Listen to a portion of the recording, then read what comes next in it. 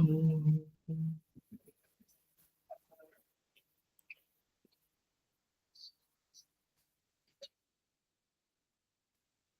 हम्म,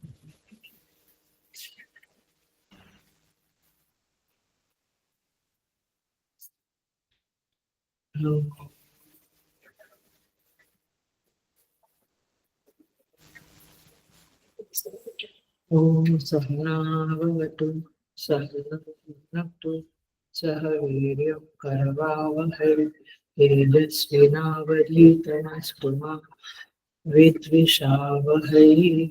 ओम शांति शांति शांति। समस्त जन कल्याणे निरतं करुणामय नमामि चिन्मयं देवं सद्गुरुं ब्रह्मविद्याम्।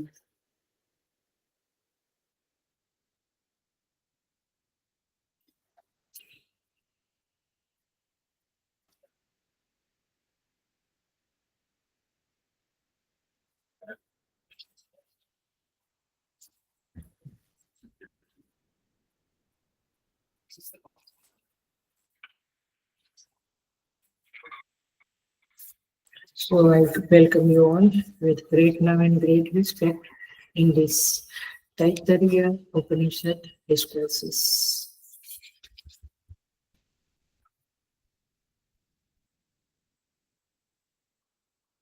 हम भृगुवल्ली के दशम अनुवाक के ऊपर आए हैं, माने लास्ट श्लोक, लास्ट अनुवाक है, उसका मतलब 5 है और 6 है, 2 बाकी है।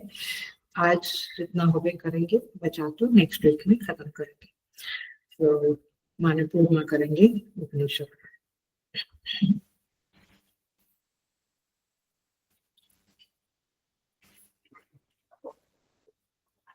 तो हम चैंट करेंगे पंचम अनुवाक और छठा अनुवाक। पंचम अनुवाक।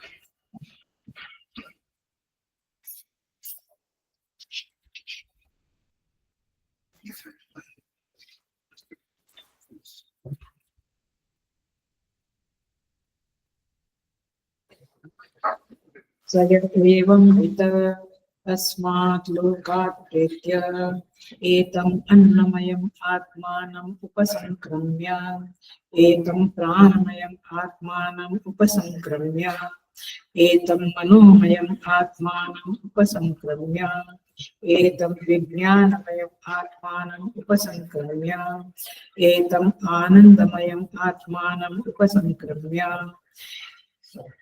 इमान् लोकान् कामान्नि कामरूपी अनुसञ्चरन् एतत् सामगायन् आस्ते हाहु हाहु हाहु अहमन्नम्। पंचमनुवाक।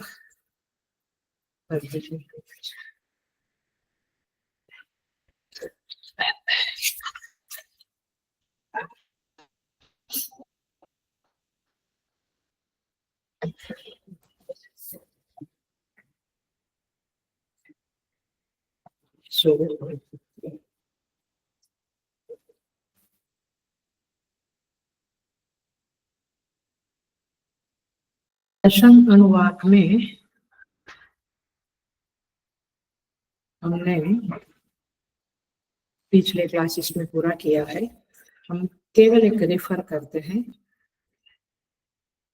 7, 8 और 9 में कहा अन्नम न निंद्यात, याद आता है, अन्न की निंदा मत करो। फिर आगे के अनुवाद में कहा अन्न की अवहेलना मत करो, और उसके आगे कहा अन्नम बहुपूर्वेत। ये 7, 8 और 9 में कहा, मैंने अन्न की निंदा नहीं करनी चाहिए, अन्न को हमें त्याग नहीं करना चाहिए, और अन्न बहुत होना चाहिए हमारे पास, ताकि हम आने वाले लोगों को या जिनको जरूरत है उनको हम दे सके। और दशम अनुवाक में ये कहा कि आपके घर में कोई आते हैं, गेस्ट आते हैं, मेहमान आते हैं, तो आप उनको मना मत करो। वे आते हैं तो आने दो और उन्हें खाना भी प्रेम से दो। और 3 प्रकार के यजमान का वर्णन किया है, और हम सीखे हैं कि हमें उत्तम, मध्यम या कनिष्ठ किस प्रकार का यजमान बनना है, ये हमें उपदेश मिला। उसके बाद परमात्मा का जो स्थान है, जो बाहर हम सूर्य चंद्र में देखते हैं, वह अध्यात्म में कैसे देखना, इसकी साधना भी बताई है श्रुति माता ने। क्षेम इति वाची, माने वाणी में क्षेम रूप में रहता है, प्राण अपान में योगक्षेम के रूप में, हाथ में कर्म, पैर में गति, पायो विमुक्ति। इस तरह से मानुषी आज्ञा और दैवी आज्ञा के बारे में भी हमने समझा। अब बहुत अच्छा एंड में कहा है चौथे अनुवाद में, तत्नम इति उपासित, माने हमें विनम्र होना है। तो भगवान का यह जो गुण है नम्रता, उसे अपनाना है, तो हमारे पास सारे भोग विनम्र होकर आएंगे। हमें लगता है हम मेहनत करें, पैसा कमाएं और भोग आ रहे हैं। यहाँ पे श्रुति माता क्या कहती है, आप विनम्र हो जाओ, भोग आपके पास आएंगे। माने विनम्रता के गुण की उपासना करो, ब्रह्म के इस गुण की उपासना करो। फिर आप ब्रह्म की उपासना करें तो ब्रह्मवान बनेंगे, और ब्रह्म की संहारक के रूप में उपासना करेंगे तो आपके शत्रु का नाश हो जाएगा। इस तरह से सारी बातें करके फिर पंचम अनुवाद में श्रुति माता प्रवेश करती है, लेकिन भगवान भाष्यकार ने कुछ संबंध भाष्य लिखा है जो बहुत इंपॉर्टेंट है, और इसलिए हम उसे डील करेंगे, और उसके कारण हमें और एक क्लास लेना पड़ेगा। अगला क्लास में हम तैतृय देखने से संपूर्ण करेंगे। सो आइए हम भाष्य देखते हैं। पेज नंबर ब्लॉक है आत्मनः असंसारित्व स्थापनम। आत्मनः ब्लॉक है आत्मनः असंसारित्वं स्थापनम, पेज नंबर 211 है, पेज नंबर 211 है। आइए हम पढ़ेंगे और फिर देखेंगे भी उसका अंडरस्टैंडिंग। बट ये नहीं किया तो मुझे बड़ा गिल्ट लगता था, फिर ऐसा लगता था कि कॉम्प्रोमाइज किया, इसलिए ये करेंगे। बोर नहीं होना, बोर होने जैसा भी नहीं है। If you pay attention you will enjoy it very much, आपको अच्छा लगेगा। सो यहाँ पे कहते हैं, पहले मैं थोड़ा भाष्य पढ़ूंगी फिर उसको समझाऊंगी। प्राण ही अन्न है, राइट, और शरीर अन्नाद है। आपको याद होगा ये पिछले अनुवाद में हमने पढ़ा था। आपो, ज्योति, पृथ्वी, आकाश, ये जोड़ी बना के अन्न अन्नाद की व्याख्या की थी। और अन्न माने भोग्य, अन्नाद माने भोक्ता, ये भी हमने समझा था। तो प्राण ही अन्न है और शरीर अन्नाद है। अटेंशन देना। यहाँ से लेकर आकाश पर्यंत कार्य वर्ग का ही अन्न और अन्नादत्व प्रतिपादन किया गया है। कार्य वर्ग माने संसार, जो लोग कुछ टिप्स लिखते हैं या नोट्स बनाते हैं, समझ लो कार्य वर्ग माने संसार अथवा शरीर, ये कार्य है ना, इट्स अ इफेक्ट। पंच महाभूत इज अ कॉज एंड शरीर इज द इफेक्ट। तो ये कार्य वर्ग का ही अन्न और अन्नादत्व के रूप में प्रतिपादन किया गया था। तो प्रतिपक्ष पूछता है, पूर्व पक्ष, इधर 6 पूर्व पक्ष है और उसको हम डील करेंगे। इजी है, not that much hard, but हम जरूर डील करेंगे। पूर्व पक्ष में हमने उठाया कि अच्छा ठीक है, अन्न और अन्नाद कार्य वर्ग में आते हैं, तो क्या हुआ, मतलब व्हाई यू वांट टू से ऑल दिस, श्रुति माता ये क्यों कहती। तो सिद्धांति कहता है, माने आचार्य शंकर इसका जवाब देते हैं। इससे यह सिद्ध होता है कि भोज्य और भोक्ता के कारण होने वाला संसार कार्य वर्ग से संबंधित है, वह आत्मा में नहीं है। माने ये अन्न अन्नाद की उपासनाएं जो बताई, वह संसार की परिधि में आता है, अर्थात अज्ञान दशा की परिधि में ये उपासना आती है। ये उपासनाएं करने से चित्त शुद्धि होगी, फिर आपको आत्मज्ञान होगा। तो ये आत्मा के संदर्भ में ये बातें नहीं थी। जैसे सत्यम ज्ञानम अनंतम ब्रह्म, ये आत्मा के संदर्भ में था, ब्रह्म के संदर्भ में।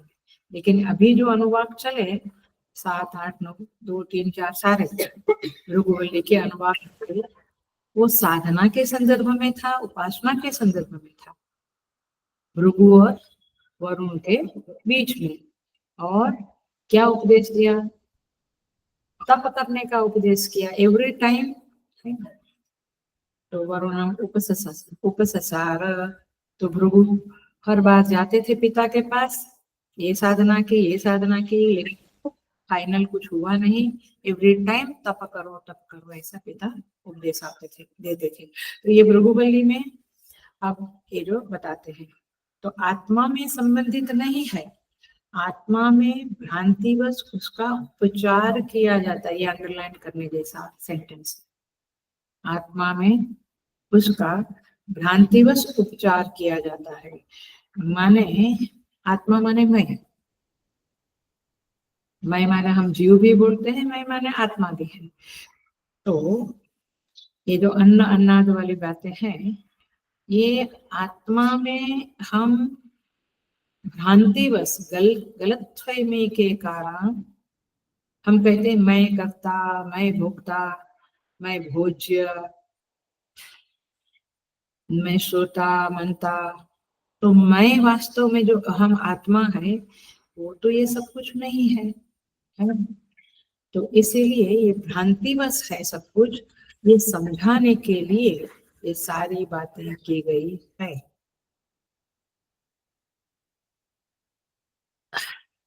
पूर्व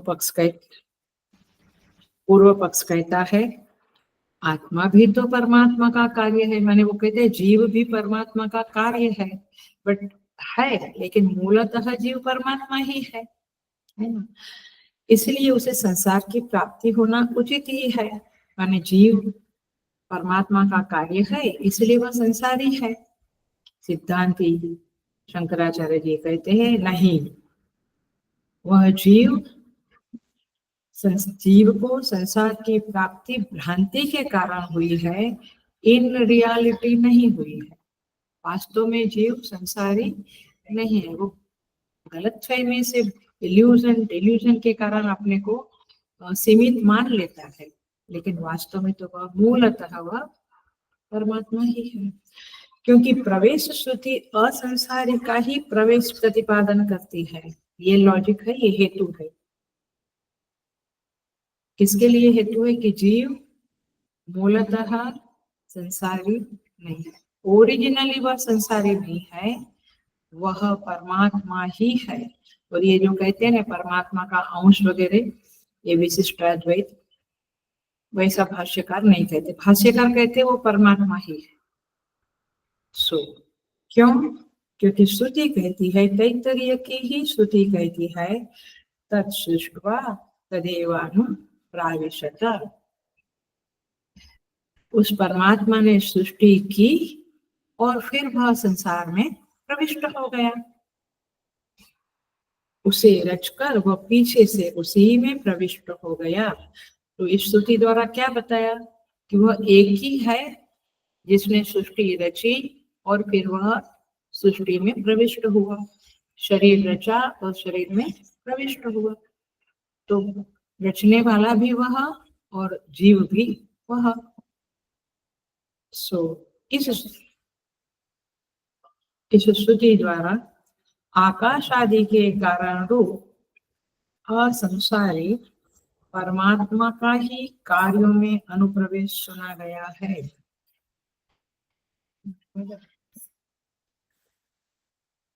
अतः कार्य में अनुप्रविष्ट जीवात्मा, कार्य में माने शरीर में जीवात्मा, सृष्टि में हिरण्यगर्भ, असंसारी परमात्मा ही है। ये मूल बात कहने का तात्पर्य है। रचकर पीछे से प्रविष्ट हो गया, इस वाक्य से एक ही कर्ता सिद्ध होता है। माने दो नहीं, एक परमात्मा है और एक जीवात्मा है, ऐसा नहीं। वो परमात्मा ही प्रविष्ट हुआ तो वो एक ही है। तो सृष्टि और प्रवेश क्रिया का एक ही कर्ता है, तब भी त्वा प्रत्यय होना युक्त होगा। तो इस तरह से यहाँ पे कहते हैं। देखिए इसको थोड़ा सा समझेंगे, हम शांति से जाएंगे, इतना हो रहे उतना। थोड़ा तर्क चालू हुआ है ये समझाने के लिए कि ये साधना है, ये उपासना है, तो संसार की परिधि में आती है, आत्मा के संदर्भ में नहीं है, वो तो चित्त शुद्धि के संदर्भ में है। प्राण ही अन्न है और शरीर अन्नाद है, ऐसा पहले कहा। तो प्राण ही अन्न और शरीर अन्नाद से लेकर आकाश पर्यंत श्रुति माता हमें ले गई। आकाश और पृथ्वी का एग्जाम्पल दिया। तो ये सबके सब कार्य है, इफेक्ट है। कार्य माने इफेक्ट है, कारण माने कोस। सारा संसार क्या है? कोस इफेक्ट रिलेशनशिप। तो जितना भी कार्य वर्ग है उसमें अन्न और अन्नाद दिखाई देता है। हमने उस समय बातें करी थी कि सारी सृष्टि एक एंगल से भोग्य है, भोज्य है, और एक एंगल से भोक्ता है। अभी मैं बोल रही हूँ, आप मेरी वाणी का भोग कर रहे हैं, तो आप भोक्ता बने और मैं भोग्य बने। इस तरह से हम अन्न खाते हैं तो अन्न भोग्य है, हम भोक्ता है। इसीलिए ये सारा संसार भोग और भोक्ता का, भोज्य और भोक्ता का सामूहिक संघात है। तो पूर्व पक्ष कहता है कि लेकिन इससे लाभ क्या हुआ ये सुनकर? तो शंकराचार्य जी ने क्या बताया, अभी हमने पढ़ा, उसी बात को मैं रिपीट कर रही हूँ, थोड़ा एक्सप्लेन करके। इस प्रकरण से यह बात सिद्ध हुई कि यह जो भोज्य और भोक्तृत्व का संसार दिखता है वो कार्य का ही वर्ग है, कार्य का ही विषय है। माने जगत में है, संसार का अस्तित्व ये कार्य है, ये आत्मा में नहीं है। माने भोक्ता और भोज्य, ये भोक्तृत्व और भोज्य ये आत्मा में नहीं है, ये हमारा शरीर से ही सब होता है और संसार में ही होता है। तो शरीर से लेकर आकाश तक अन्नादत्व है और अन्नत्व है, भोक्तृत्व है और भोज्य भोज्य है। आत्मा में ये सब चीजें नहीं है। आत्मा में अन्नादत्व भी नहीं है, अन्नत्व भी नहीं है, माने भोक्तृत्व भी नहीं है, भोज्यत्व भी नहीं। ये मुख्य बात है। और क्यों ऐसा कहना पड़ा? ऐसा क्यों कहते हैं? क्योंकि हम ऐसा मानते हैं माय डियर, हम ऐसा मानते कि मैं भोक्ता, तो तुम, मैं माने आत्मा को तुम भोक्ता मानने लगे। जीवात्मा को भी भोक्ता कहते हो, बट जीवात्मा मूलतः आत्मा है, तो तुम भोक्ता और भोज्य नहीं हो।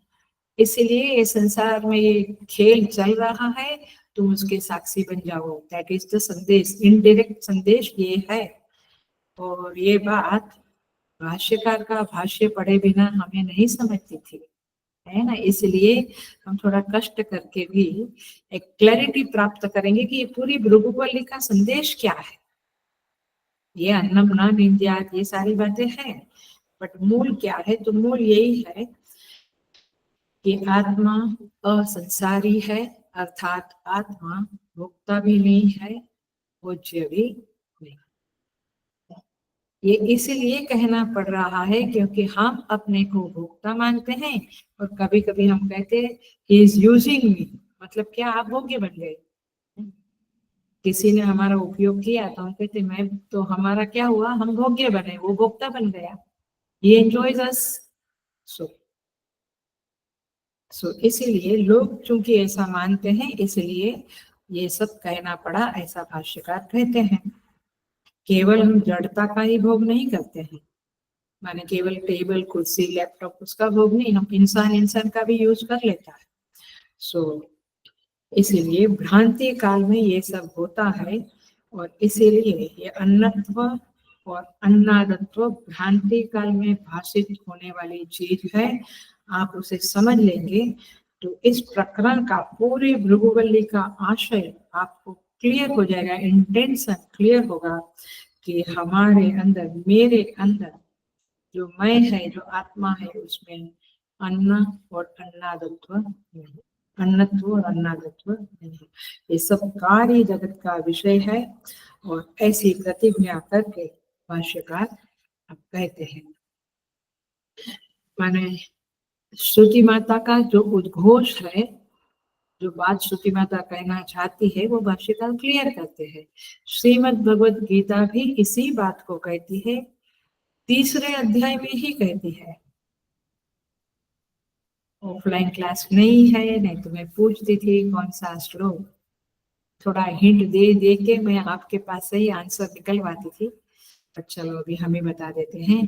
प्रकृते क्रियमाणानि गुणैः कर्माणि सर्वशः गुणेषु वर्तन्ते अहंकार गुणैः कर्माणि सर्वशः अहंकार विमूढ़ात्मा कर्ताहमिति मन्यते।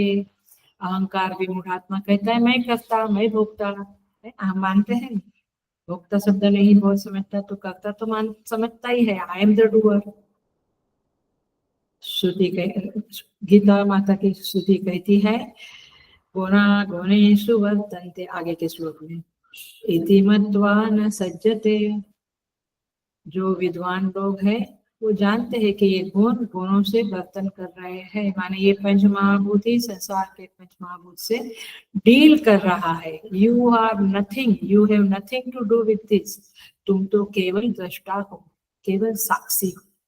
ये बात हमें समझाने के लिए, आखिर देखो सारे गीता, सारे उपनिषद, सारे ग्रंथ यही बात सिखाते हैं कि इन्वॉल्वमेंट मत करो, अटैचमेंट मत करो।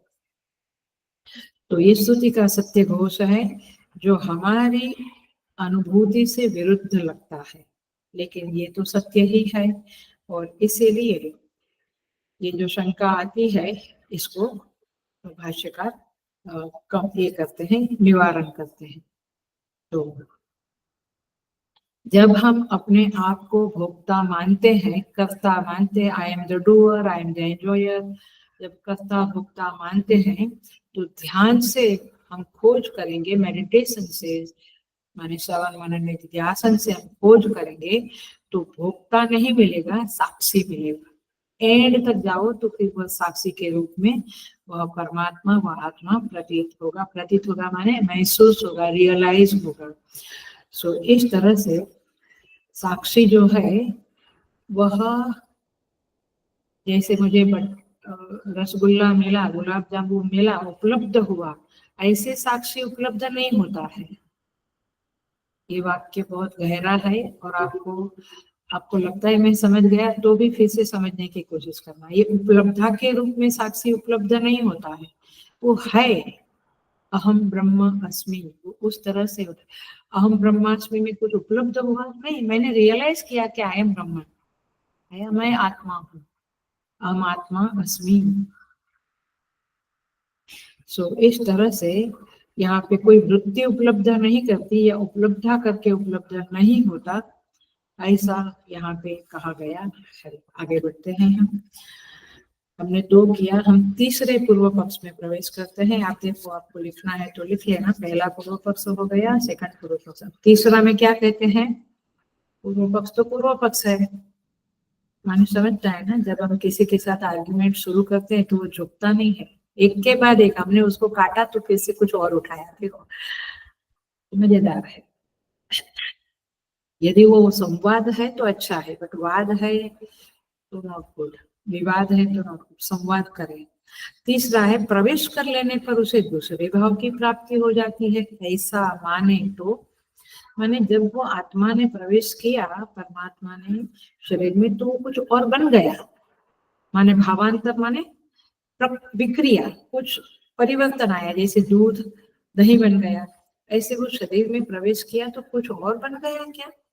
सिद्धांत कहते हैं नहीं, क्योंकि प्रवेश का प्रयोजन दूसरा ही है।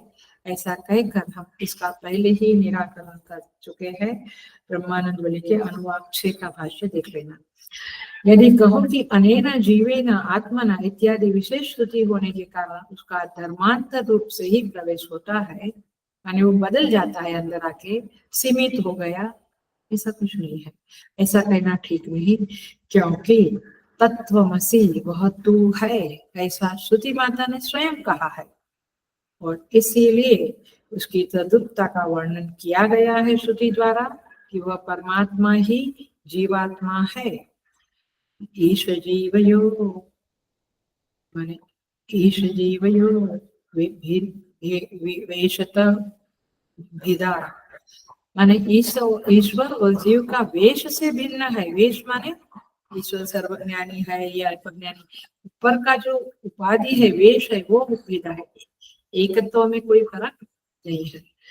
तो कहो कि भावांतर को प्राप्त हुए ब्रह्म के उस भाव का निषेध करने के लिए केवल दृष्टि मात्र कही गई है, तो ऐसी बात नहीं है, क्योंकि वह सत्य है, वह आत्मा तू है, वह तू है, ऐसा श्रुति माता ने उसका परमात्मा के साथ समान अधिकरण सिद्ध होता है, माने दोनों समान है, ये बात श्रुति माता ने कही। पूर्व पक्ष कहता है लेकिन जीव का संसारित्व तो स्पष्ट देखा गया है, जीव में तो संसारित्व देखा है, सुखी दुखी, अल्पज्ञ, अल्पशक्तिमान, अल्पबुद्धिमान। तो सिद्धांत कहता है नहीं, यह जीव सबका दृष्टा है, वह देखा नहीं जाता। अंडरलाइन, जीव सबका दृष्टा है, जीव देखा नहीं जाता। वो भ्रांतिवश सुखी दुखी लगता है, लेकिन वास्तव में वह सुखी दुखी नहीं है। अज्ञानता के कारण हम अपने को सुखी दुखी मानते हैं, बट यदि हमारे पास वेदांत का ज्ञान है और हम अहम ब्रह्मास्मि समझते हैं, रियलाइज करते हैं, तो इवन साधना के दरमियान भी ये सुखित्व दुखित्व बहुत इफेक्ट करता नहीं है। पूर्व पक्ष कहता है सांसारिक धर्मों से युक्त आत्मा तो उपलब्ध होता ही है ना, माने ये जीव तो संसारी धर्म से युक्त है, ये भुगता है, ये करता है, श्रोता मनता। सिद्धांत कहते हैं ऐसी बात नहीं है, क्योंकि धर्म अपने धर्मी से अभिन्न होता है। Underline, double underline, hello attention please, ये बहुत इंपॉर्टेंट वाक्य, आज नहीं तो कल, नहीं तो परसों आप उसे समझना पड़ेगा, तब जाके साधना में गहराई आएगी। धर्म अपने धर्मी से अभिन्न होता है, माने यहाँ पे एग्जाम्पल देते हैं, और अतः वे उसके कर्म नहीं हो सकते, वो उसका स्वभाव होता है, उसका कर्म नहीं होता है। एग्जाम्पल देती हूँ, जैसे सूर्य है तो उष्णता उसका स्वभाव है, धर्म नहीं। प्रकाश उसका स्वभाव है, उसका धर्म नहीं, माने कर्म नहीं है। माने अग्नि का उष्णता प्रकाश ये स्वभाव है, ये उसका धर्म नहीं है। माने अग्नि किसी को जलाती है ऐसा नहीं है, अग्नि किसी को प्रकाश देती है ऐसा नहीं है। ये गीता के 5वें अध्याय में हमने देखा है, ये कर्ता के रूप में नहीं है। हमने एग्जाम्पल दिया था, फिर याद आता है, अग्नि किसी को जलाती नहीं है, अग्नि किसी को गर्मी देती नहीं है। एग्जाम्पल याद आता है, 2 फ्रेंड जंगल में गए या 10 फ्रेंड गए, एक अग्नि के नजदीक आया तो उसको अग्नि ने गर्मी दिया ऐसा हम बोलते हैं उपचार से, वास्तव में अग्नि कुछ देती बेती नहीं है, अग्नि किसी कर्म का करता नहीं है। ठीक उसी तरह से आत्मा करता नहीं है, आत्मा का स्वभाव है सच्चित आनंद, आया ख्याल में। तो इस तरह से ये दुखित्व भय इत्यादि ये आत्मा के धर्म नहीं है, ये आत्मा भय नहीं देता है अथवा भयभीत नहीं होता है। सो यहाँ पे कहते हैं कि यदि कहो कि भय आदि देखने से आत्मा के दुखित्व का अनुमान होता है, कोई भयभीत हुआ तो कहते अरे मैं दुखी हूँ, मैं भयभीत हूँ, तू भयभीत नहीं हुआ। अज्ञानवश ऐसा लगता है कि तू भयभीत हुआ, तो सच्चिदानंद स्वरूप है। सो एग्जाम्पल याद आया ना, तो अग्नि किसी को जलाया, अग्नि गर्मी दिया ऐसा नहीं, अग्नि अपने स्वभाव में मस्त रहती है। तुम अपने कर्मों के कारण तुम पास गए तो तुम जल गए, एकदम अंदर हाथ डाला तो जल गए, आया तुम पास में बैठे तो गर्मी मिली, वो लोगों को ठंडी ठंड लगी दूसरे दोस्तों को। तो ये आपके कर्मों के कारक के संदर्भ में है, जो कर्ता कर्म कराना, वो कारकों के संदर्भ में ये सब क्रियाएं होती है। आत्मा कुछ करता करता नहीं, आत्मा में कोई कर्म नहीं होता है। तो इसीलिए यहाँ पे कहते हैं भय आदि दुख उपलब्ध होने के कारण उपलब्ध कर्म करने वाले आत्मा के धर्म नहीं हो सकते। वेरी इंपॉर्टेंट वर्ड है ये, जितना समझे उतना समझे, नहीं तो और उपनिषद आगे होते जाएंगे, धीरे धीरे आपको समझेगा। तो पूर्व पक्ष कहता है कि परंतु ऐसा मानने से तो कपिल और कनाद आदि के तर्कशास्त्र से विरोध है। कपिल माने सांख्य योग के प्रणेता और कनाद माने वैशेषिक, माने सांख्य योग न्याय वैशेषिक पूर्व मीमांसा उत्तर मीमांसा, ये 6 दर्शन है।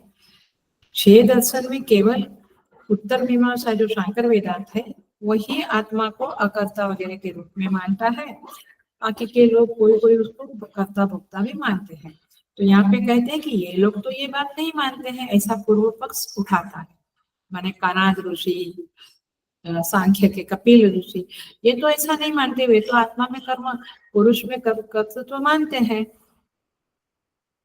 शंकराचार्य जी कहते हैं ऐसा कहना ठीक नहीं, क्योंकि उनका कोई आधार नहीं है। उनका वेद से विरोध होने के कारण भ्रांतिमय होना उचित है। वे लोग वेद को 100% नहीं मानते हैं, इसलिए, जबकि उत्तर मीमांसा 100% मानती है। इसलिए उनका भ्रांतिमय, उनका जो स्टेटमेंट है, उनका जो मानना है वो थोड़ा गलत है, भ्रांतिमय है। श्रुति और युक्ति से आत्मा का असंसारित्व सिद्ध होता ही है। मैंने आत्मा असंसारी है, असंसारी माने संसार के जो धर्म है, भय क्रोध जेलसी सीमित अल्पज्ञता अल्प शक्तिमत्ता, ये सब संसार के धर्म आत्मा को नहीं लगते। आत्मा तो सच्चिदानंद स्वरूप है, सर्वज्ञ है, सर्वात्मा है, सर्वशक्तिमान है। इसीलिए श्रुति और युक्ति से आत्मा का असंसारित्व ही सिद्ध होता है। आत्मा संसारी है ऐसा बात श्रुति माता नहीं करती है, तथा एक होने के कारण भी ऐसा ही जान पड़ता है। यानी आत्मा, जीवात्मा और परमात्मा एक है। तो उसका एकत्व कैसे है? तो सबका सब पूर्ववत वह जो कि इस पुरुष में है और आदित्य में है, ये आगे आया है, मैंने पीछे के वंश में आया है। जो पुरुष में है वो आदित्य में है, माने एक ही हमारे अंदर जो जीवात्मा है वही सूर्य का भी आत्मा है। हमारी आत्मा और सूर्य की आत्मा में फर्क नहीं, उपाधि में फर्क है, देखेंगे हम उसके बारे में। बट अभी इतना समझे कि हम एक है, जीवात्मा और परमात्मा एक है। और श्रुति ने जो कहा है तत्वमसि वह तू है, ये बात सच है। चाहे कनाद ऋषि माने, वैशेषिक फिलोसॉफी माने ना माने, सांख्य फिलोसॉफी माने ना माने, आचार्य जी का तो कहना पक्का है। तो वह जो कि इस पुरुष में है और जो आदित्य में है वो एक है, इस वाक्य द्वारा बतलाया गया है। अब आदित्य और देह की उपाधिक चेतना की एकता जानने वाले उपासक को क्या फल मिलता है, तो 5वें मंत्र में कहेंगे। हम थोड़ा सा और यहाँ पे देख लेते हैं। देखिए, यदि आत्मा में श्रोतृत्व का माने सुनने का कर्तृत्व है, मैं श्रोता, ऐसा हम बोलते हैं, आत्मा नहीं बोलता है। आत्मा तो अश्रोता, अकर्ता, अभोक्ता ऐसा है। तो क्या होगा? तो फिर हमेशा आत्मा श्रोता ही बन के रहेगा, फिर देखने वाला नहीं बनेगा, क्योंकि जो स्वभाव है अग्नि आज उष्ण है कल ठंडी है ऐसा नहीं, उसका जो स्वभाव है वो रहता है। तो श्रोतृत्व का मेरा स्वभाव बन गया तो फिर मैं हमेशा सुनने वाला ही रहा, फिर देखने वाला नहीं बन सकता। बट हम देखते हैं, सुनते हैं, सुनते हैं, जगते हैं। इसका मतलब क्या है कि ये श्रोतृत्व, ध्यानत्व, ये स्पष्टत्व, देखने का दृष्टत्व, ये सब आत्मा का धर्म नहीं है। आत्मा ये करता नहीं है, धर्म नहीं है, कर्म नहीं है। आत्मा ये करता नहीं है। आत्मा तो असंस्पृष्ट है इन सारे धर्मों से। ये शरीर के धर्म है, इंद्रियों के धर्म है, प्राण के धर्म है, भूख लगना वगैरह। आत्मा को भूख नहीं लगती, है। ये हमारी इंद्रियां, प्राण, अंतःकरण, इन सब के धर्म, सुखी दुखी होना, ये आत्मा के धर्म करना नहीं है।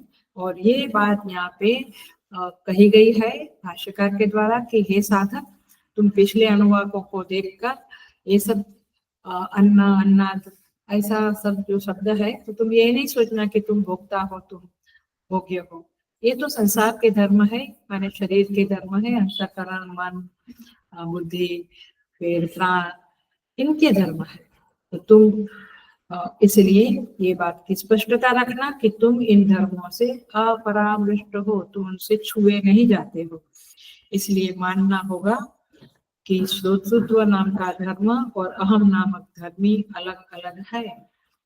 ये सारे धर्म आत्मा के ऊपर सुपर इम्पोजिशन है, ऐसा समझना पड़ेगा। आत्मा कैसा है स्वयं की दृष्टि से? श्रोतृत्व इत्यादि धर्म विवर्जित निर्विशिष्ट है, उसमें विशेषताएं नहीं है। ये निर्विशिष्ट अहम की उपलब्धता के रूप में कभी भी उपलब्धि नहीं हो सकती है।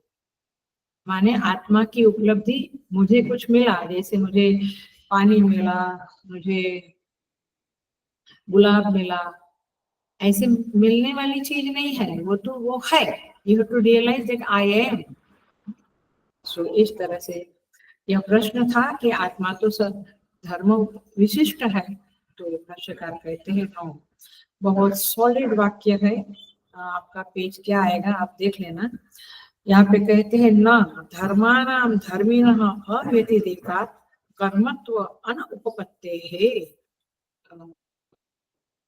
आई थिंक 2:1 के बाद 2:12 या 2:13 में होगा। पहली लाइन है संसार धर्म विशिष्ट आत्मा उपलभ्यते इति चेत्। क्या कहता है? सांसारिक धर्मों से युक्त आत्मा तो उपलब्ध होता है। पूर्व पक्ष मिला, क्या बोलते हैं? सांसारिक धर्मों से युक्त आत्मा तो उपलब्ध होता है, मिलता है। ये मिला? ये कौन सा पेज है? 2:1 हाँ, उधर आंसर देखो। सिद्धांत ना, भाष्यकार कहते हैं नहीं, आत्मा उपलब्ध नहीं होता। धर्माणाम धर्मिणः अव्यतिरेकात् कर्मत्व अनुपपत्तेः, या डबल ट्रिपल अंडरलाइन करने जैसा, ये भी बड़ा गहरा वाक्य है। तो धर्म अपने धर्मी से अभिन्न होते हैं, इसीलिए ये उसके कर्म नहीं हो सकते। इसीलिए यहाँ पे कहते हैं कि आत्मा सर्वधर्म विवर्जित है। और इसलिए त्रास, भय इत्यादि आपका आत्मा के कर्म नहीं है, ये तो अंतःकरण के धर्म है, आत्मा के धर्म नहीं है। सो इस तरह से यहाँ पे ये बात कही है। ये थोड़ा तर्क वाली चीजें हैं, ये आपको समझना पड़ेगा। अब जो पुरुष आदित्य में है और जो पुरुष इस शरीर में है, ये बात जो करी थी, उस एकत्व की सिद्धि से यह सिद्ध होता है कि जो सृष्टि के पूर्व में तत्व था वह असंसारी, सृष्टि का अभिन्न निमित्त विवर्त उपादान कारण था, है। वही आत्मा इस शरीर का आत्मा है। मैंने तभी कहा जाएगा you are that, thou art that, तुम वही हो जिसने सृष्टि सर्जन की। वो आई तो कांट मेक वन मकान ऑल्सो, मैं अपना एक मकान नहीं बना सकता, मैं सृष्टि बनाई थी। हाँ, तूने सृष्टि बनाई। तो ये एकत्व की बात है। ये बड़े क्या बोलेंगे, गंभीर, मेच्योर, परिपक्व साधक के लिए ये बातें हैं। बट आज हम परिपक्व नहीं है तो कल बनेंगे। ये कान में डालना अच्छा है, क्योंकि नहीं तो हम थोड़े में संतुष्ट हो जाए हैं। 5 माला करके हम बड़े संतुष्ट है कि जीवन बड़ा सफल हो गया। सफल नहीं हुआ, ये एकत्व समझेगा तब सफल हो। सो ये दोनों में भेद नहीं है, एकत्व है। यही बात यहाँ पे कही गई है। और ये असंसारी परमात्मा से देह में जो आत्मा है, देहत्व वह जो आत्मा है उसका एकत्व बनाने के कारण, आत्मा में असंसारित्व की सिद्धि करने के कारण यह भाष्यकार ने लिखा है, और यही स्तुति माता का आश्रय है, उद्देश्य है।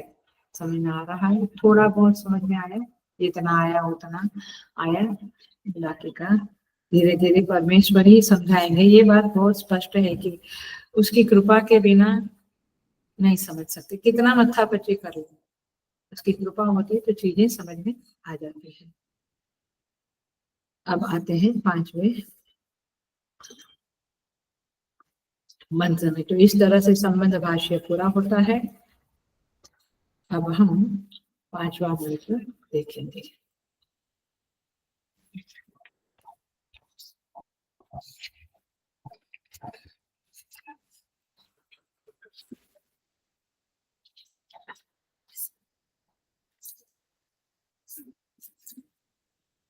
पांचवा मंत्र कहता है, सय एवं वित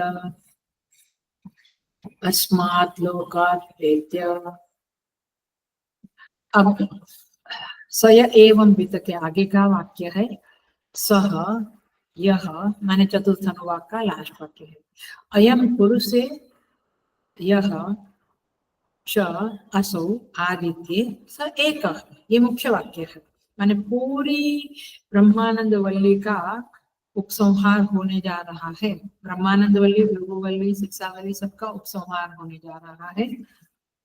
कहते हैं स माने वह परमात्मा, यह अयम पुरुष है, जो इस पुरुष में है, इस मनुष्य में है, माने स्त्री पुरुष पशु पक्षी सब में, चींटी से लेके ब्रह्मा तक, जो परमात्मा इन सब में है, ये पुरुष में है। और यह असौ आदित्य, और जो सूर्य में है, स एक, वह दोनों का, दोनों में जो है, मैंने कैसे है दोनों में, वह परमात्मा आदित्य में भी है, आप में भी है, मैंने हम में भी है। कैसे है? अंतर्यामी रूप से। ये मुख्य वाक्य, ये मैं कहीं से नहीं बोलती हूँ, आपको उसका प्रमाण चाहिए तो गीता प्रेस का ईशादीनम उपनिषद में ट्रांसलेशन में देखे। तो दोनों का अंतर्यामी एक ही है, यानी दोनों में परमात्मा एक ही है। सय एवं वित, ऐसा जो जानता है, इसको तत्व से जानने वाला जो है वह, अब इजी है, अस्मात् लोकात् प्रेत्य, वह इस लोक से उत्क्रमण करके एतम अन्नमयम आत्मानम उपसंक्रम्य, फिर अन्नमय आत्मा को प्राप्त होता है, माने टोटालिटी हिरण्यगर्भ को प्राप्त होता है। इस शरीर से, अस्मात् लोकात् प्रेत्य माने मरण नहीं, मरण की बात नहीं है, इस शरीर से ऊपर उठकर, अभी हम शरीर में ही है, ये मेरा शरीर, मेरा बुद्धि, मेरा मन, हम इसी में घूम रहे हैं। बट ये ज्ञानी कहाँ है? इस शरीर से ऊपर उठा हुआ है। और अन्नमय आत्मा को प्राप्त होकर, माने टोटालिटी जो हिरण्यगर्भ है उसको प्राप्त होकर, प्राणमय आत्मा को माने विराट पुरुष को प्राप्त होकर, अन्नमय आत्मा को प्राप्त होकर माने विराट पुरुष को प्राप्त होकर, फिर प्राणमय पुरुष को प्राप्त होकर, मनोमय पुरुष को प्राप्त होकर, और आत्मा को प्राप्त होकर, और विज्ञानमय आत्मा को। ये तीनों सूक्ष्म शरीर के पार्ट्स हैं, और ये तीनों के साथ अभिमान, तादात्म्य, आइडेंटिफिकेशन करने वाला जो है सारे शरीरों के, सूक्ष्म शरीर के साथ, वह कौन है? हिरण्यगर्भ। तो आप अब हिरण्यगर्भ को प्राप्त हुए, पहले विराट को, फिर हिरण्यगर्भ को।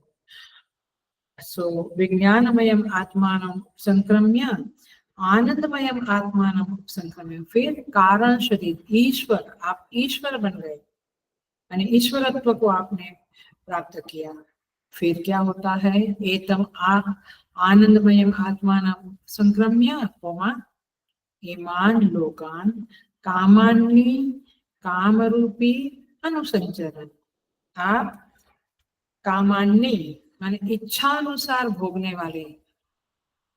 कई महात्मा कहते हैं हम पकड़ बने जंगल में, गुफा में पड़े रहेंगे, तो आप वैसे पड़े। किसी को लगता है किसी का कुछ इच्छा होगा तो सारे जगत के भोगों को, माने एक क्या बोलेंगे, माने सबसे महान होकर सारे भोगों को वो प्राप्त करता है और काम रूपी इच्छा अनुसार वाला हो जाता है। हम देखते हैं ना, मैं खुद देखा है कि हमारे बाबा जी तो गणेशपुरी में, ये इधर भी दिखते थे, अमेरिका में भी दिखते थे उसी समय। गुरुमाई जी का भी यही था। तो इन लोगों को ये सिद्धियां होती है, बट पॉइंट इज कि शास्त्र जो कहता है वो सच है, ये बताने के लिए मैं बताती हूँ कि ये हम लोग खुद देखते थे, हमारे सामने है। और उधर से अमेरिका से वगैरह से फोन आएगा कि उधर भी, अरे आपके आश्रम में थे? नहीं, हमारे इधर थे, हमारे साथ ऑफिस में बात करते थे। और गायों के पास गोवाल कहेगा कि हमारे पास थे। तो इच्छा अनुसार रूप वाले, इच्छा अनुसार भोग वाले। ऐसे ये महात्मा, ये ज्ञानी महात्मा ऐसा हो जाता है। ईमान लोकान कामान्नी काम रूपी अनुसंचरण, और फिर वे इस लोक में विचरता है। एतत् साम गायन, एतत् साम गायन आस्ते, ये साम गायन गाता हुआ, समता युक्त उद्गारों का गायन करता हुआ विचरण करता है इस संसार में। जब तक शरीर का प्रारब्ध है तब तक रहता है। तो इस तरह से यहाँ पे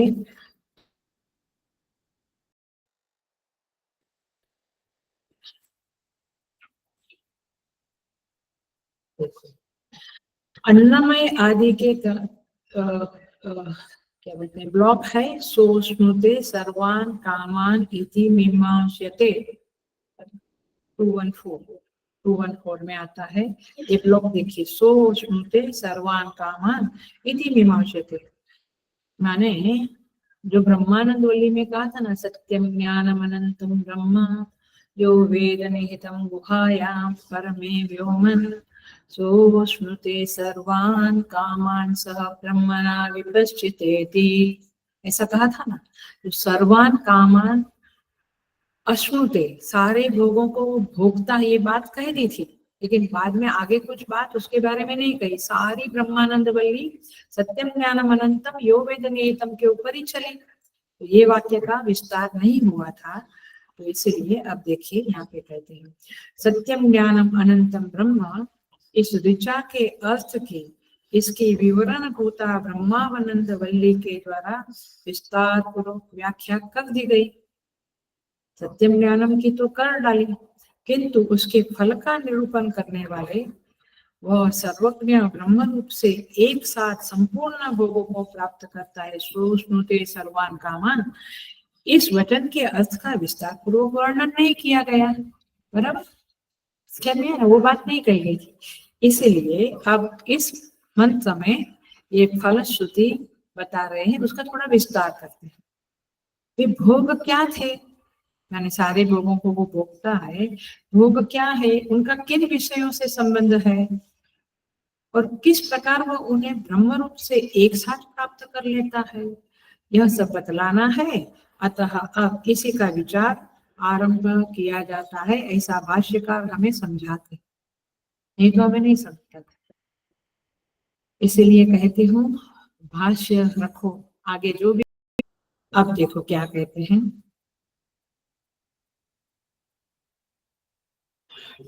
आगे थोड़ा पढ़ ही लेते हैं फिर मैं समझाती हूँ। तहाँ पूर्वोक्त विद्या की शेषभूत पिता पुत्र संबंधिनी आख्यायिका में तप ब्रह्म विद्या की प्राप्ति का साधन बतलाया गया। राइट, भृगुवल्ली में तप ही साधन है ब्रह्म को प्राप्त करने का, ऐसा बोला।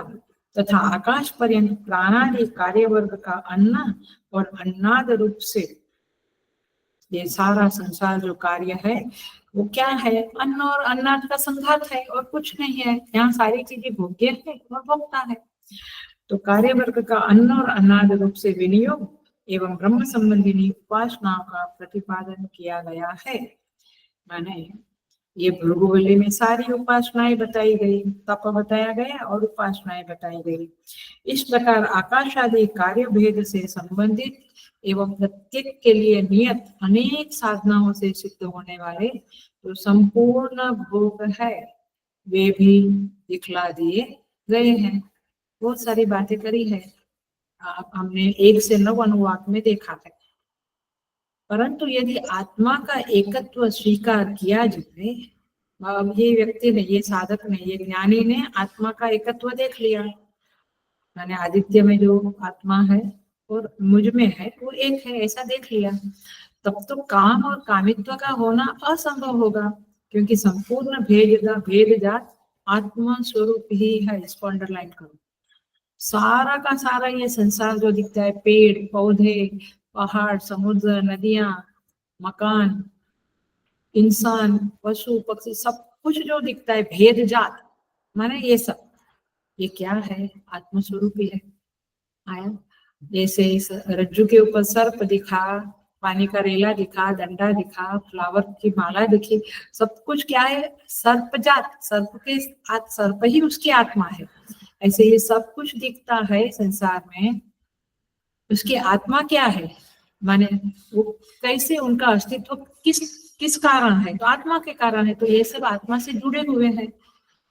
जैसे चलो और एग्जांपल देता हूँ, मिट्टी, ये जो घट है या दिए है, ये सब कुछ मिट्टी है, मिट्टी से जुड़े रहे बगैर वो अपना अस्तित्व नहीं हो सकता। ऐसे हम सब जो है आत्मा से जुड़े हुए हैं, आत्मा से, आत्मा के साथ है, आत्मा हमारी अधिष्ठान है। सो ऐसी अवस्था में इस प्रकार जानने वाला उपासक ब्रह्म रूप से किस प्रकार एक साथ संपूर्ण भोगों को प्राप्त करता है?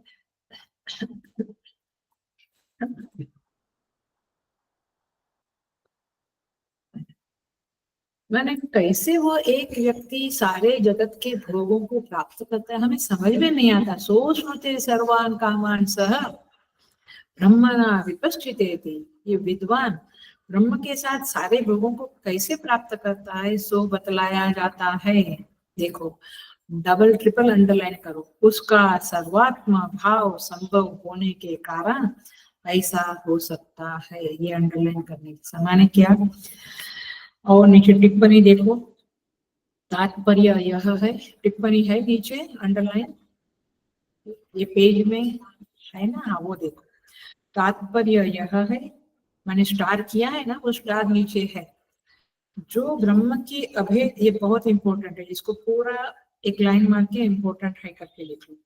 जो ब्रह्म की अभेद उपासना करते करते उससे तादात्म्य अनुभव करने लगता है, मतलब मैं ही ब्रह्म हूँ ऐसा रियलाइज करने लगता है, वह सबका अंतरात्मा ही हो जाता है, क्योंकि वह परमात्मा सबकी अंतरात्मा है। तो ये साधक भी, ये ज्ञानी भी सबकी अंतरात्मा के रूप में, इसलिए हम कहते हैं इनको कैसे समझता है, क्योंकि वे रियलाइज बीइंग है, तो वे सबकी अंतरात्मा रूप हो गए, इसलिए उनको सबके अंदर का विचार, उनके जन्म, उनका कर्म सब मालूम पड़ता है। अब समझ में आए ये बातें? थोड़ा भी उपनिषद पढ़ने से आश्चर्य नहीं होता है सब चीजों का, हम समझ लेते हैं कि क्या है। अच्छा, वे हमारे मन को जानते हैं, हमारे पूर्व जन्म को, आगे के जन्म को, सब कुछ जानते हैं, क्योंकि वे सबकी अंतरात्मा बन गए हैं। क्यों? क्योंकि वे ब्रह्म के साथ एक हो गए, परमात्मा के साथ एक हो गया, और परमात्मा सबके हृदय में निवास करते हैं, तो वे भी सबके हृदय में निवास करते हैं, इसलिए उनको सब कुछ मालूम पड़ जाता है। और ये चीजें मैंने गणेशपुरी में देखी है कि उनको हर बात मालूम पड़ती थी, हर चीजें मालूम पड़ती थी। मुक्तानंद बाबा के समाधि के बाद मुक्तानंद बाबा ने हमसे जो शब्द में जो बात करी थी, वही बात गुरु माई जी हमसे करती थी। तो एग्जैक्टली वैसा ही सबके साथ अनुभव आने के बाद ये बातें जो उपनिषद की, आई एम लकी कि मैंने पहले उसका अनुभव किया लोग महात्माओं में ये बातों का, और अब मैं उसे पढ़ रही हूँ, समझा रही हूँ। सो भगवान की कृपा रही है। सो सबका अंतरात्मा के स्वरूप में वो है, इसीलिए सबके अंतरात्मा स्वरूप से वह संपूर्ण रोगों को भोगता है। माने हर व्यक्ति, हर इंसान, हर प्राणी पशु जो भोगता है, वो ये ज्ञानी भी भोगता है। ऐसा कैसे कहा जाता है? क्या सबका अनाज वो खा लेता है? ये नहीं, वो सबके अंदर विराजमान है, तो सब भोगते हैं, तो मतलब वो भी भोगता है। It is a simple understanding है ना। सो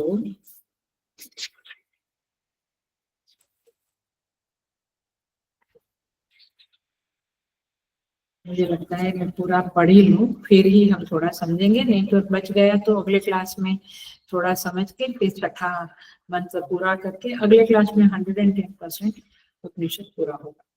उसका सर्वात्मत्व किस प्रकार संभव है, अब प्रश्न करते हैं, भाष्यकार उठाते हैं, तो सर्वात्मत्व उसका कैसे सिद्ध हुआ, वो कैसे सर्वात्मा बन गया, सो बतलाते हैं।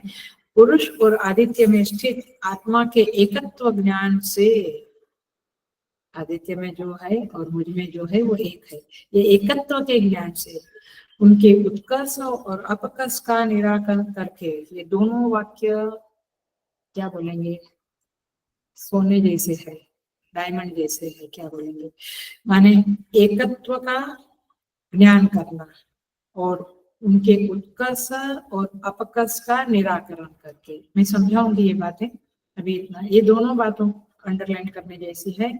आत्मा के अज्ञान से कल्पना किए हुए अन्नमय से लेकर आनंदमय पर्यंत संपूर्ण कोशों के प्रति संक्रमण करके, उपसंक्रम्य, ट्रांसेंड करते, इज बियॉन्ड, इज अबव, जो सबका फलस्वरूप है, उस अदृश्यादि धर्म वाले स्वाभाविक आनंद रूप अजन्मा अमृत अभय अद्वैत एवं सत्य ज्ञान और अनंत ब्रह्म को प्राप्त हो गया है, और इसीलिए वह सर्वात्मा भाव को प्राप्त हो, सर्वात्मा बन गया, सबकी आत्मा बन गया। क्यों?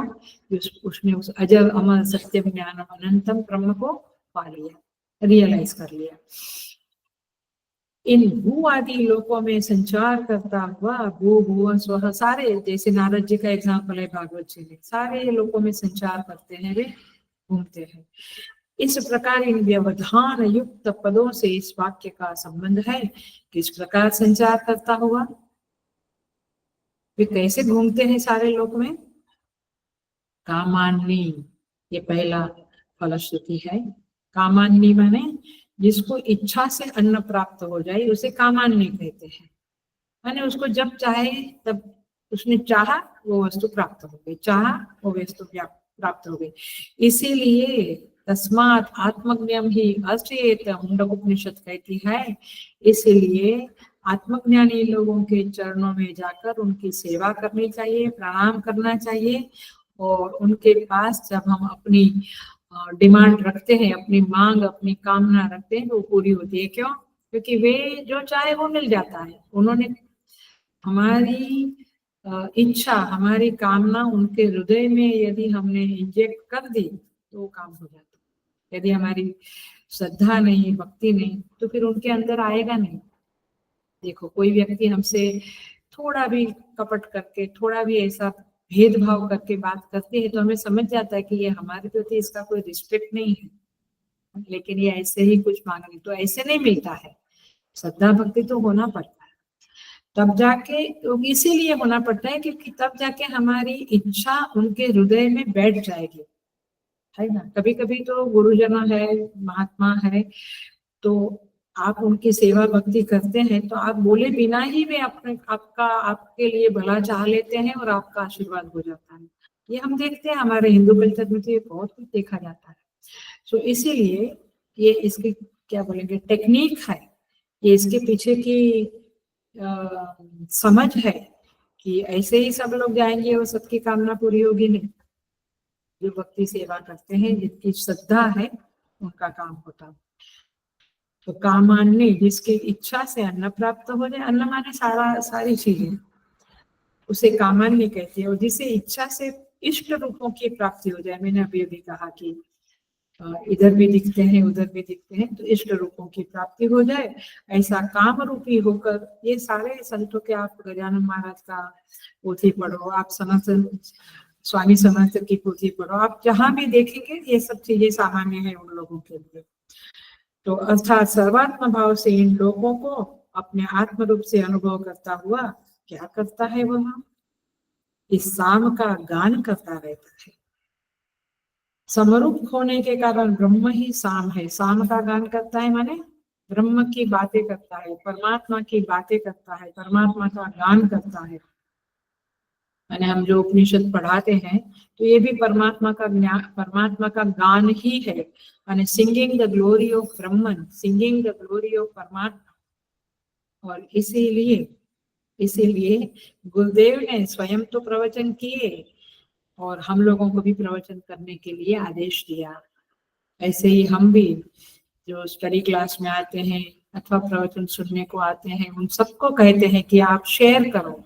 By sharing you will be singing the glory of the Lord. अब जब नहीं तो हम तो यहाँ तो ऐसे भी महान लोग हैं उपस्थित कि मैं क्लास अटेंड करता हूँ ये कहने पे भी शर्म आती है। आई कांट इमेजिन, मैं तो गर्व से कहेंगे कि हम क्लास करते हैं, हम वेदांत पढ़ते हैं, हम वेदांत पे प्रवचन करते, गर्व से कहो। उसमें शर्म की बात क्या है? पता नहीं, उनके बच्चों को भी पता नहीं होता है कि वे क्या सुनते हैं या ये क्लास है करके बोलते हम सबको बताते नहीं। बताओ बताओ, धर्म का प्रचार करना ये हमारा कर्तव्य है। ऋषि ऋण थोड़ा थोड़ा कम होता है हमारा। सो ये गान करते हैं, इसीलिए रामचरितमानस में कहते हैं ये वाङ्मयी सेवा है हमारी। हम जो प्रवचन करते हैं वो कोई महत्ता प्राप्त करने के लिए नहीं करते हैं, वाङ्मयी सेवा है और उससे धर्म का, परमात्मा के ज्ञान का प्रचार होता है। सो समरूप होने के कारण ब्रह्म ही साम है, उस सबसे अभिन्न रूप साम का गान उच्चारण करता हुआ अर्थात लोगों पर अनुग्रह करने के लिए आत्मा की एकता को प्रकट करता हुआ और उसकी उपासना के फल अत्यंत कृतार्थत्व का गान करता हुआ स्थित रहता है। क्या है उपासना का फल? कृतार्थ हो जाते हैं, you feel fulfil, you feel satisfied of your life. नहीं मेरे बच्चे हैं, उसके बच्चे हैं, सबकी शादियां हो गई, सब इनफ धन है, बंगलो गाड़ी, आई एम सेटिस्फाइड। तेरा सेटिस्फेक्शन तुझे मुबारक, लेकिन वो वास्तव में सेटिस्फेक्शन नहीं है, क्योंकि अगला जन्म राह देखता है। यहाँ तो कृतार्थ हो गया, मोक्ष हो गया, जर्नी एंड हो गया। वाह, क्या ये लक्ष्य नहीं होना चाहिए? कब ये जर्नी एंड हो गई, खत्म हो गई, पहुंच जावे अपने लक्ष्य में, तब कृतार्थत्व का गान होना शुरू होता है। किस प्रकार गान करता है? हाउ हाउ हाउ, ये 3 शब्द, अहो अहो, ये क्या हो गया, वाई रिच। हमको भी लगता है ना, सिद्धवाड़ी जाते 2 दिन ट्रेन में, हाँ पहुंच गए, है ना? ऐसा ही इनको क्या लगता है, अब हम अपने धाम में, अपने देश में। ये भजन बहुत सुंदर है, ये देश परदेश, ये जो देश, चलो अपने देश हुआ, ऐसा कुछ गाना है, बहुत अच्छा हमारे मिशन में गाते हैं। चलो रे मन अपने देश हुआ, मैंने अपने देश में पहुंच गए अभी। अथवा को सिद्धवाड़ी से आते समय जब हम घर में आते तो ऐसे ये ज्ञानी है, वो अपने घर में पहुंच जाता है, परम धाम में पहुंच जाता है, परमात्मा के चरणों में वो लीन हो जाता है। और इसी तरह से फिर उसको आश्चर्य लगता है कि अरे ये जर्नी मेरा पूरा हुआ। वो इस अर्थ में अत्यंत विस्मय प्रकट करने के लिए है। लास्ट मंत्र आएगा, छठा मंत्र which will be the last, जो अगले क्लास में करेंगे। तो वो छठा मंत्र का संबंध भाष्य है, किंतु वह विस्मय क्या है? उसको आश्चर्य होता है कि मैं पहुंच गया, मैंने प्राप्त कर लिया, आई एम ब्रह्मन। तो ये विस्मय क्या है, उसके लिए छठा अध्याय, छठा मंत्र होगा। हम इसी मंत्र को फिर थोड़ा सा देख लेते हैं, थोड़ी देर बाकी है।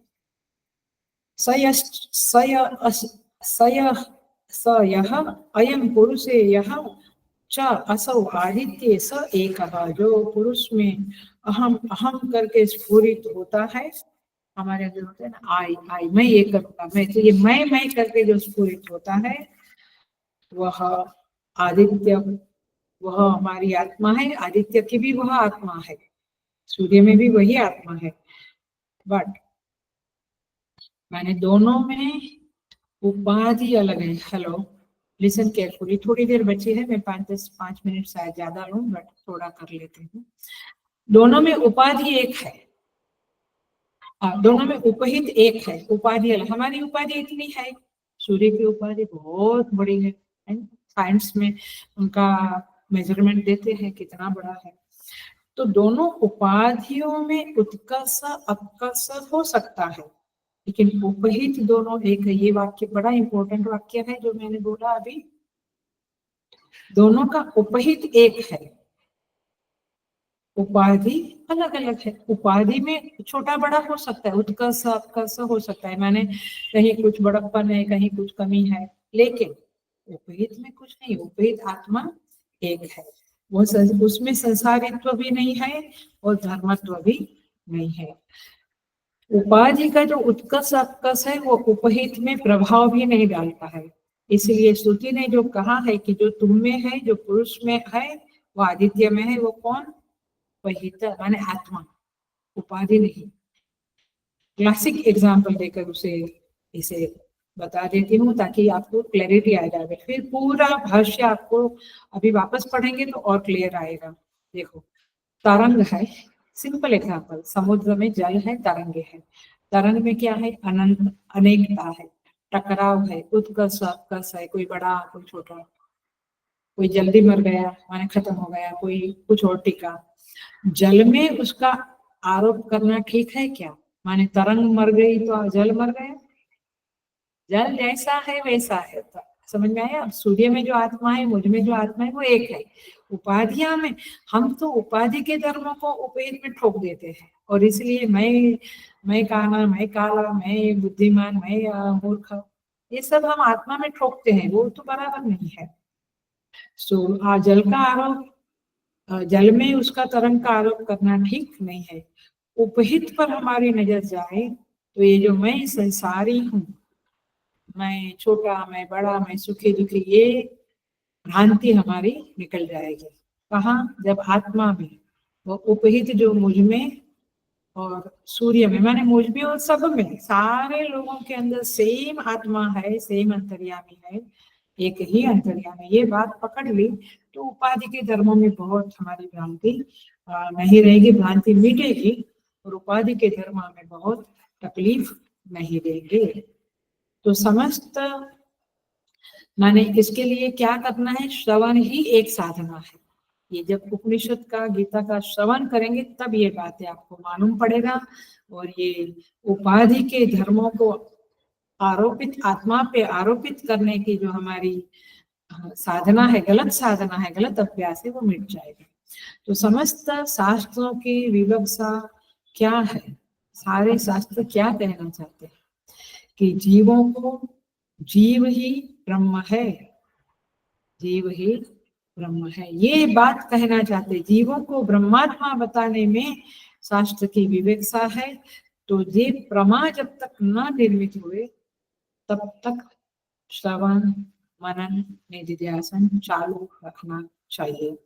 तो इस तरह से भाष्यकार का ये संक्षेप में कहना है कि अन्नमय से संक्रमण करके आनंदमय तक हमें आगे बढ़ना है, और फिर आनंदमय का संक्रम्य करके फिर हम विराट भाव, हिरण्यगर्भ, फिर ईश्वर, ये सारे उपाधियों के साथ एकत्व करके फिर हम आत्मा में एक हो जाते हैं, और फिर सामगान करते हैं।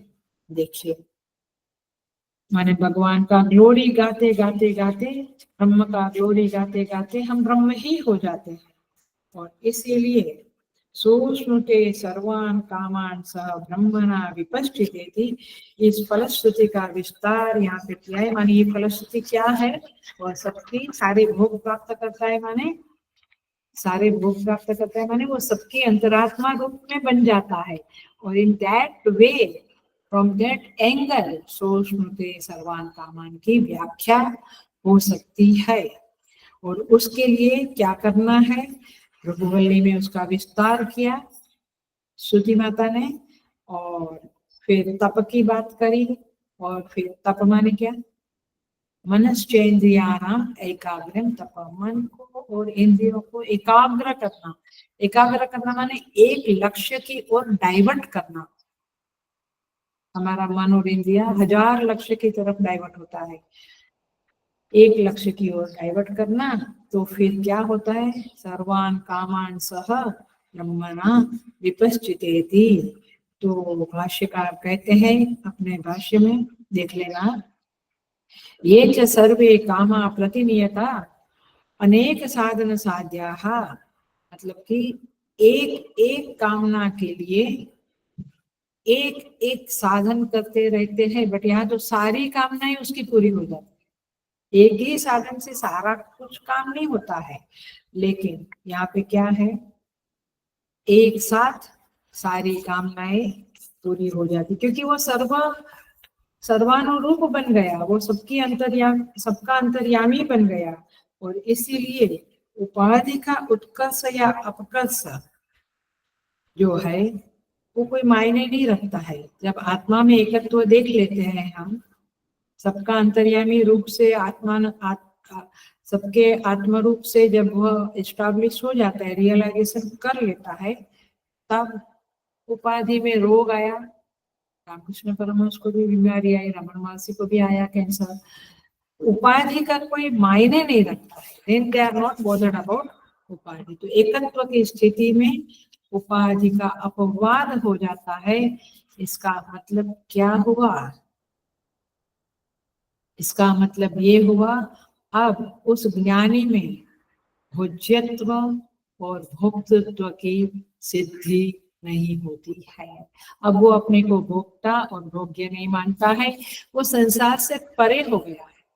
अब तो चाय नहीं पीता है कोई तो कहते देखो संसार से परे।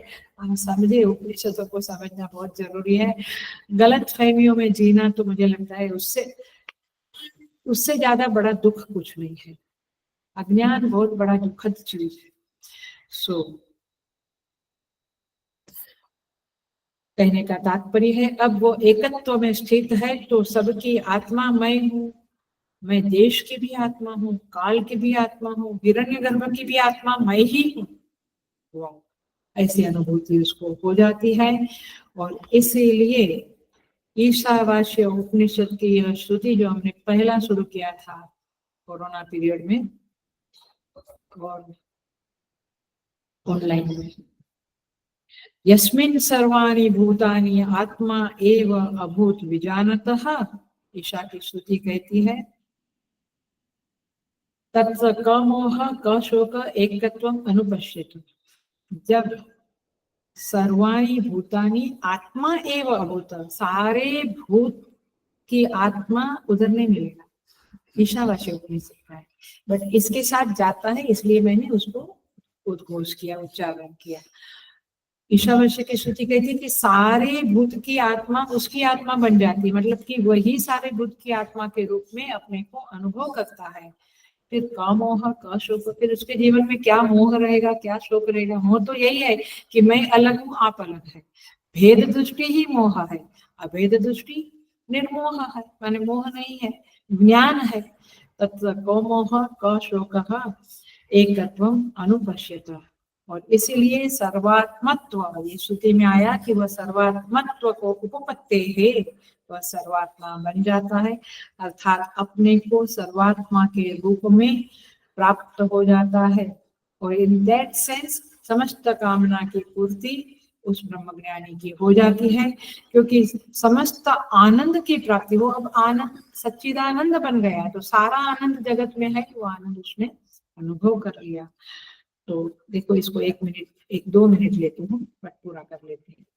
तो सर्वात्म भाव, ये समस्त कार्य विशेष की प्राप्ति उसको हो जाती है उसके साथ। एग्जाम्पल, कौन सी वह तरंग है जो जल को प्राप्त नहीं है?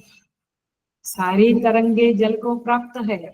तो जब वह सबकी आत्मा बन जाता है तो सब कुछ उसको प्राप्त हो गया है ना। जब वो तरंग जल बन गई तो सारी तरंगे वही बन गई, क्योंकि जल ही बना, तो सारी तरंग में वो उसका क्या हो गया? अपनापन हो गया, एकत्व हो गया। आप समझा? सूर्य में और मुझ में, आदित्य में एकत्व। तो तरंग जब जल में बन गई, वो समझ गई कि मैं जल रूप हूँ, तब उसके अपने अस्तित्व की, अपने अलग अस्तित्व को उसके लिए कोई मायने नहीं रखता है, क्योंकि वो सर्व तरंगमय बन गई, वो जल रूप बन गई, जलत्व की उसको प्राप्ति हो गई, तो सारी तरंगे उसकी ही हो गई। इसलिए सबसे बड़ा फल तो आत्मज्ञानी होना ही है। तो जलत्व की प्राप्ति और सभी तरंगों की प्राप्ति क्रम क्रम से, बारी बारी से नहीं, एक क्षण में हो गई। जिस मोमेंट में वो रियलाइज किया, सारा जगत का वो मालिक बन गया, सारा जगत उसका हो गया। एक ही साथ सारी तरंगे प्राप्त हो गई, ऐसे सारे पिंड, सारा जगत उसको एक क्षण में प्राप्त हो गया। काल भेद, देश भेद, ये सब तरंग स्थानीय है, और एक चिन्मय जल अधिष्ठान वह आत्मा रूप है, तो वह ब्रह्म रूप है। तो इस तरह से उसे ब्रह्मत्व की प्राप्ति हुई। इन दैट सेंस काम्यत्व की भी प्राप्ति हुई। इन दैट सेंस वो कामान्नी हो गया, सारी कामनाएं वो उसको जो चाहिए वो उसको मिल गया। और फिर सर्वरूपी हो गया, क्योंकि सारे रूप ही है। अब वो कहे कि वो तरंग मुझसे भिन्न है तो बात अलग है, बट अब सारी तरंग मेरी है, वो सारे रूप बन गया। सारा रूप माने सारे लोग, सब अंतर्यामी रूप से, सबके अंतर्यामी रूप से वह है, सारे भोग उसको प्राप्त हो गए।